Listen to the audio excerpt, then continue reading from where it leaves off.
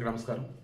చాలా రోజుల తర్వాత క్యాటలిస్ట్ ఎస్పీ ఛానల్లో ఇటువంటి వీడియో ఇవ్వటం, ఎందుకంటే మ్యాక్సిమం క్రైమ్ వీడియోలు వద్దనుకున్నా, బట్ తప్పనిసరి అయితే ఇద్దామని అనుకుంటున్నా. క్రైమ్ వీడియోలు is nothing but crime awareness purpose. Okay, మీకు బాగా గుర్తుంటే గత కొద్ది నెలల క్రితం ఒక ఆమె ఇంట్లో తాలింపు అంటూ పురుగుల మందు వేసింది. ఆమెకు తెలియదు పాపం, సైకలాజికల్గా కొంచెం తేడా, మందులు వాడతల్లా. బట్ అందరికీ తెలుసు ఆమె కొంచెం మతిస్థిమిత సరిగా ఉండదని. తీరా ఆమె పురుగుల మందు వేసి వండినటువంటి ఆ కూరని పొలానికి పట్టుకొచ్చింది. భర్త తిన్నాడు, చనిపోయాడు. బిడ్డ తినలేదు, బతికిపోయింది. అదే ఇది ఈమె తినింది, ఈమె చనిపోయింది. అప్పుడు నేను చెప్పా, ఎవరికైతే సైకలాజికల్గా ఇబ్బందులు ఉంటాయో వాళ్ళ దగ్గర పిల్లలను ఉంచొద్దని చెప్పా, వాళ్ళతో వంటలు వండించొద్దని చెప్పాను. ఎప్పుడు వాళ్ళతో ఎవరో ఒకరు తోడుగా ఉండేలా చూసుకోండి అని కూడా చెప్పున్నా. ఈరోజు షారోన్ మేరీ అని వసంతపురి కాలనీ మల్కాజ్గిరి మాకు దగ్గరలోని, పాప వయసు 7 సంవత్సరాలు. వాళ్ళ నాన్న ఒక చిన్న ప్రైవేట్ జాబ్ అయితే చేసుకుంటున్నాడు. 20 సంవత్సరాలుగా ఆ దంపతులు వసంతపురి కాలనీలో ఉంటున్నారు. మరి లేటుగా పాప పుట్టినట్టుంది వాళ్ళకి. ఆ పాప వయసు 7 సంవత్సరాలు. షారోన్ మేరీ, సో క్రైస్తవులు. వాళ్ళ అమ్మ పేరు మోనాలిసా.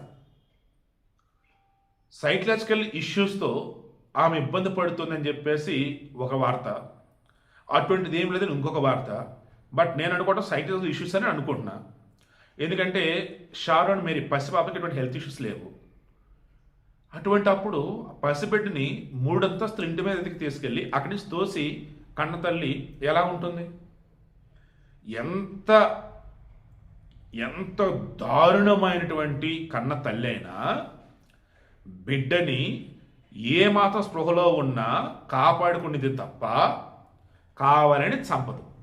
ఎప్పుడు లైంగిక సంబంధాలు, ఆస్తులు, ఇక రకరకాలు ఏమన్నా ఉంటేనే ఆ రకం చంపుతారులే కానీ నార్మల్గా అన్నప్పుడు చంపరు. ఇక్కడ ఈ పాపను ఆ రకంగా ఆమె తోసింది, పైనుంచి కింద మెట్లుంటే ఆ మెట్ల మీద పడింది.